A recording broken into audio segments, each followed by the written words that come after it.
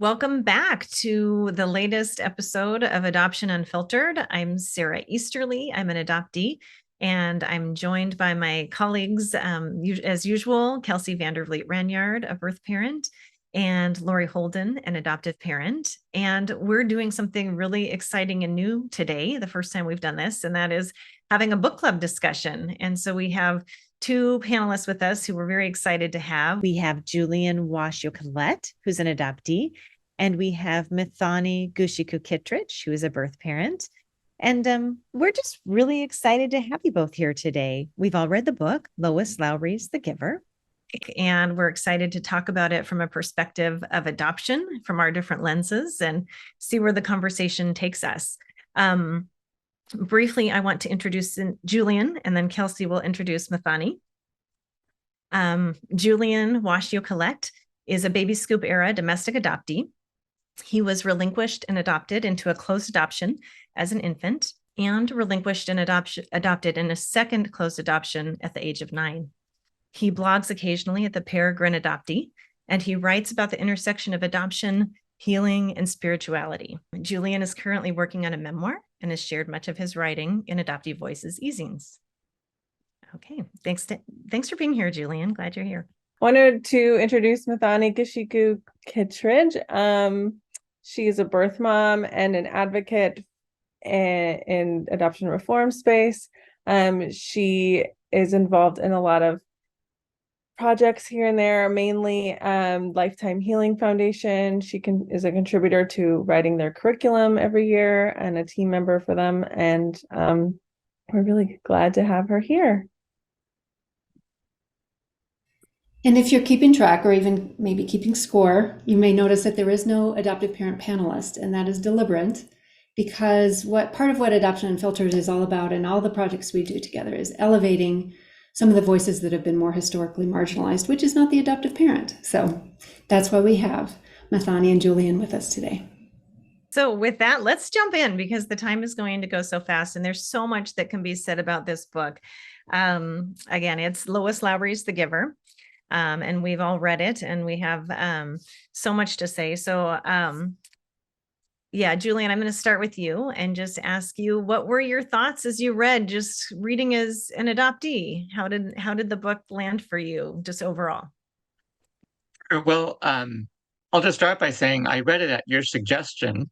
And then I wrote some of my reflections and then you asked if I would be willing to be part of this group. And I said yes. And I had just redonated the book because I'd found it at a used bookstore. And when I went to get it again, I couldn't find it. And when I asked about it, it was because it was in the banned book section, which was really fascinating. I didn't realize it's a commonly banned book, and I might have more to say about that. But that was an interesting process. Yeah, and especially reading it the second time with that explicit lens, like reading as an adoptee. I think right from the get-go, the opening scene where the whole community is thrown into chaos because something unpredictable has happened. The plane flies overhead and everyone is just frozen and panicked and doesn't know what to do. I found that a good image of just the fragility of what adoptive family systems can be, especially when things can't be brought out in the open. There's an interesting interplay with language that, throughout the book.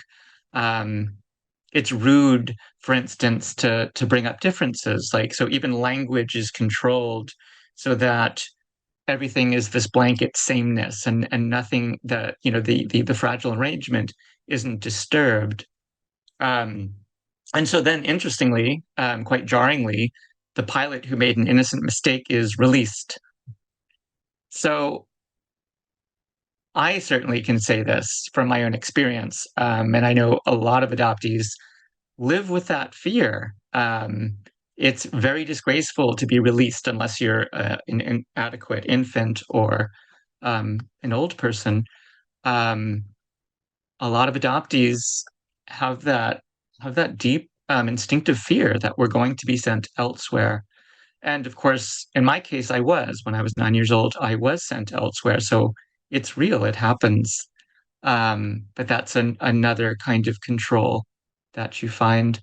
Um, yeah, and I think attitudes toward birth mothers, it's something dishonorable. They're hidden. They don't get to see their their children. Definitely a very clear analogy with adoption there. And also, I thought the second part of the book where the main character is now a receiver. Um, I really saw elements of coming to adoptee consciousness. Um, he has this unique ability to see beyond the dominant narrative, the dominant arrangement. Um, and I was really struck when the giver is trying to describe what they're going to do, trying to talk to him about the past and other places and times he can't comprehend. Everything is so circumscribed to the now, to the us. So there's this real awakening um, to history, to memory. Um, and I have a lot more to say, but I'll just wrap up this part really quickly. There's an element of a sense of a ghost kingdom or awakening to the body memory of being relinquished, of having a family. When he has that first, he's dreaming about the sleigh ride, and he has this inkling that there's something there that's good, that's significant. He doesn't know what it is, but he needs to get there. Um, those are some of my initial thoughts. Thank you, Julian, for sharing. I'm really glad that you mentioned, I thought of you on my latest reading because, of course, I remember that I had talked about The Giver and you got invited because you read it and then had so many wonderful things that you shared about it. And I was like, whoa, wow, Julian took it to a whole other level. I hadn't even gone there. There's just so much. And this isn't intended to be an adoption book, but there's so much. So that's what's so fun about it. But I did on the second, or I guess my third or fourth rereading, I've lost count of how many times I've read this book, but I did think about that, that being the releasing and being released. And for you, like you said, it was real, and it's psychologically real for so many of us as adoptees. I think that's why you see so much perfectionism and just so much different kinds of ways we pursue to try to be the good adoptee, because we're trying to avoid that. So that releasing, and you can see how that keeps control in the community. So thank you for all those thoughts, and I look forward to hearing your others. I liked your comment about birth parents, how they were like hidden, dishonorable.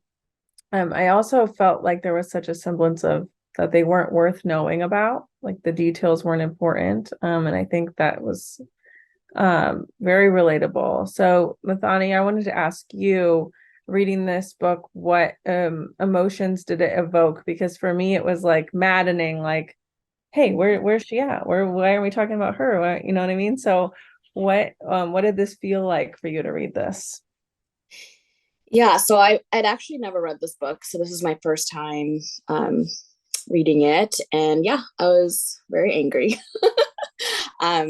reading it because birth mothers are clearly such a huge part of the community. They supply the babies for the ceremonies, but that's essentially what they are. Jonas's mother at one point says, they spend 3 lazy years and then they go off to, whatever their assignments are. And it's like, lazy? What? Pregnancy is not lazy. And so, yeah, it was just very interesting to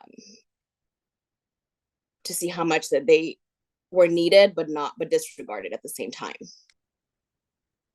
Yeah, I think I think there's such a parallel there with just the whole adoption field as well. It's this propping up of how what a great thing that they produce, but then that they're not important and biology isn't important and XYZ. So yeah, interesting. Even just, Lily wanting to become a birth giver and her mom being like, no. Yep. Mm-hmm. Yeah, I highlighted it. There's very little honor in that assignment. Yeah, that was jarring to read. Yeah. If I may enter into this conversation, not from a birth parent or an adoptee perspective, or even an adoptive parent perspective, one of the things that I noticed is that the community was aiming for this win-win situation where everything was good and nothing was bad. And how much is lost when we aim for that, when we can't feel both sides. I'm always talking about the both and in adoption, which is the both and of the hard emotions as well. And there is no coin with just one side. When you don't have the sadness and the fear, you also don't have the happiness and I don't know what the opposite of fear would be, the contentment.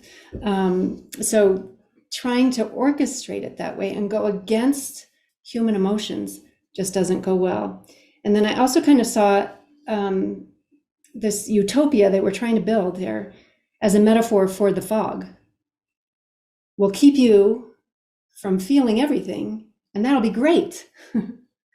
But if you do start to think about it, if you do start to see colors, if you do start to like be different, we don't like that, and we're not going to allow it. And I think that has been part of the practices that we've all faced in adoption as well. I wanted to say about that too, just on the feelings. And I'm curious what others of you thought, but just, the beginning scene, we see that they're at first glance, it looks like they're very open, right? Because they're going around the table. What are your emotions? How are you feeling? And what happened in your day? But we get a clue because Jonas is saying that his sisters are easy to resolve. So the point is just to like fix them and check off the box. So it's not like, it's just this false sense of openness, but it's not about feeling, it's about fixing. Yeah, I noticed that too. There was really no like seeking to understand. It was all like, and it wasn't even solutions really. It was sort of like, that's not appropriate. We're not going to talk about that. Or, you just need to suppress that. It was not real, like tangible solutions, even if that's what they were portraying to give. There was such power in in language that they were allowed to use that releasing, like Julian mentioned, became a euphemism for something that's really not that pleasant. And I don't know if you've ever seen the film One Child Nation, which is also adoption oriented. But if you watch that and you see how the inculcation and the language and the almost brainwashing can cause a whole population to accept something that is really unacceptable. That's what was so disturbing about that one scene where the father is releasing the twin. He didn't think twice about it. How can that happen? And it does happen. It happened in China. It happens here in a lot of places, but in a lot of ways. But yeah. I was just going to point out that when Jonas is actually learning what real feelings are, he realizes that the feelings that they're processing every night aren't actually feelings. They're just, very subtle blips on the screen, but the people in the community don't actually have real feelings, so to speak. They don't know real anger or real passion or real love. Yeah. I wanted to ask you specifically just about the kind of almost censoring of feelings too, of, Asher. not being allowed to use the word, was it distraught? When he was distraught, it was too strong of a word. And Jonas was realizing that his word, like censoring himself. And I was just thinking back to, my younger years, when there's a censoring of your true feelings about adoption too, that you pick up from the community, right? Like, where are the boundaries? So I don't know if you had any additional thoughts, or if that came up for you as you read. Certainly, I think the kind of policing that happens, certainly in my adoptive families, a lot of it is implicit, a lot of it is explicit. But there is this kind of systemic thing that wraps around you, and you learn that certain feelings aren't acceptable, certain thoughts aren't acceptable to express, and that really shapes your experience. Your feelings become muted. All of your feelings become muted. Colors are less bright, less vivid. Life is less vivid. Yeah. I was struck by how discounted biology was. It didn't matter at all. Which, again, like trying to discount emotions, it just kind of doesn't work. We can deal with things if we acknowledge them, but it is harder to deal with things if we don't acknowledge them. Yeah, I felt that way too. I did yearn for a little bit more in that. Maybe it's the adoptee in me wanting to know the biological connection, but just with the light eyes and the receiver and the giver, and then there was another baby, the baby that came into their home. I'm blanking on his name right now. Gabe. Yeah. Yeah, thank you. Of course I was, wondering, what's the relation? They're related. And then, that's when I just did so much reflecting of this entire community. Everybody is an adoptee. They're all adopted. Yeah, it just really, there's a statement there about biology, but I felt like I wanted it a little bit more dialed in. I don't know. Mathani, did that resonate for you, or did you pick up on that at all?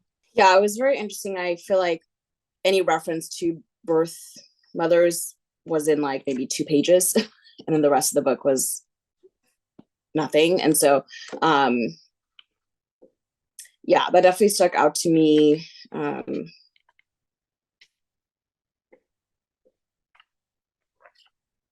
I mean, it was just very, very strange that there's no recognition and there's no acknowledgement for the biology of all these adoptees. And they're all adoptees, essentially. Everyone in the community. So it's very weird. And I hadn't thought about this until just now, but what about birth fathers? I mean, sure, it's easier to get the material you need to be a birth father, but if they're all taking those pills, like, how does that factor in? And do birth fathers even know they're birth fathers? I wondered about that too, naturally, because as the fallen women that we are, Mathani, I think I wondered, because we're always like, okay, like, you're talking about me, but what about him? Because it takes 2 to tango type of thing.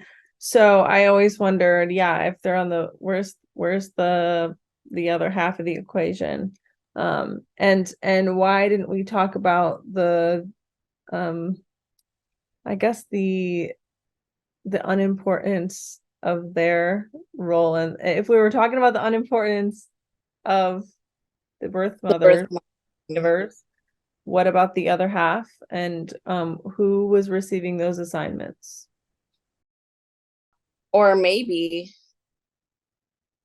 the birth fathers or whatever are part of society. Like, they get to have family units, maybe the women don't, but they do. That's not mentioned in the book, but that's something I thought of. I was like, oh, maybe they just get a pass. very similar to our society. Yeah, Yeah. relatable. I wanted to, maybe this is a question for you, Lori, just because I also, every family gets one girl, one boy. And Jonas's parents mentioned when their application, or Jonas was recalling when his application was approved, it just very much reminded me to have Lily join their family. Did that bring up anything as an adoptive parent? It felt very formulaic, and there's a certainty in that I think some of us who have gone through the process might have appreciated that you only have to be approved by a committee. And if you're a good citizen, you're guaranteed. But it made it less about who you are and being, if we talk in adoption about being chosen, it's really these days the adoptive parents who are chosen through domestic infant adoption. And because of the era I entered this in, I did want to be chosen because of who I was and who I might have resonated with and who I could build a relationship with, rather than just, here you are, you pass the minimum criteria, just like almost everybody else is going to do, unless they're a problem maker, which problem makers there don't stick around. I think they get disappeared. Okay, well, any final thoughts? Anything else that stood out before we open it up to, we have more people in our audience today. This is the first time we've done this way, where we have others waiting to join us from the constellation to carry this conversation on a little further. But any wrap up thoughts, just to any final perspectives, or are you glad you read the book, Methani, or did it make you too angry to actually enjoy it? No, I loved it. There was anger, but there was also hope. Like, I loved that Jonas got away into Gabriel with him. And I can't speak, I'm not an adoptee, so I can't speak on that, but I would love to hear what Julian thinks about that, about the breaking away and from the community. That's really symbolic, I feel like. Well, just a couple wrap-up thoughts, and I'll respond to that question. I totally related to the breakaway because I have done a lot of like long distance bicycle camping, and that was definitely a way of psychically leaving my adoptive families behind. So I was totally on board with that. Again, I think there's a lot more to be said about that as a kind of coming to critical consciousness journey. The other thing I wanted to share, I was really struck. I think there's a lot to be said about carrying the burden of memory for those who can't handle it. I think that really speaks to the adoptee experience of memories that we can't consciously recall or reflect on, but that our body certainly remembers, that are very much embedded in our nervous systems. That often the adoptive family doesn't want to know or couldn't handle, and we have to carry that within ourselves. Yeah, I think there's a lot more there to be mined. I want to bring up just one more point that I don't think we've touched on yet, and that is about choice and autonomy, which is so important to most humans, I think. I made a note that on page 120, somebody said, it's the choosing that's important, isn't it? That was probably Jonas. But people might make the wrong choices. And so the lengths will go to keep people from making what the community decides are the wrong choices. Yeah, I'm glad you brought that up, Lori, because, there is, we talk about this a lot when we're in our adoptee only groups of, we don't have a choice. Choices are made for us. So there's a certain amount of powerlessness over your destiny and where you go when you don't have choices. So that's an important one. Yeah. I want to go back to the question about breaking away that Methani had posed, and I feel like it could be symbolic for a lot of different, I think like coming out of the fog in general for anybody, because I think if you are one like birth parents, we go through like disenfranchised grief so often. So people are telling us, but you did such a great thing. How can you be sad? It wasn't even your child, really. And I mean, just a whole host of different responses that we can get when we're simply just grieving, and we need that support and we need the validation in that. And for me, in my personal experience, meeting other birth moms opened up a whole world for me and was very healing. And that breaking away is symbolic to me in that I was being released from the normal world, but I was entering something brand new, very unknown, but there was comfort because there was someone with me, helping me, guiding me into that, because I had met birth moms who had been through it, who had been through the disenfranchisement of the grief and everything, and they were welcoming me into this unknown journey. And I felt like that was very symbolic.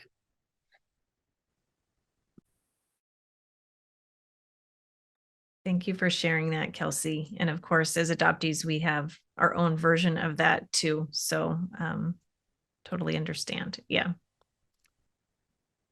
Okay. Well, this has been a really wonderful conversation. Thank you, Julian. Thank you, Methani. We appreciate you joining us. Thanks to each of you for tuning in. And if you enjoyed this episode, please like, comment, rate, and share wherever you listen to help others find Adoption Unfiltered. It's through healthy engagement that we can make the changes needed for all those affected by adoption. Visit adoptionunfiltered.com for our other episodes on other topics and to find more information about our other projects. Till next time.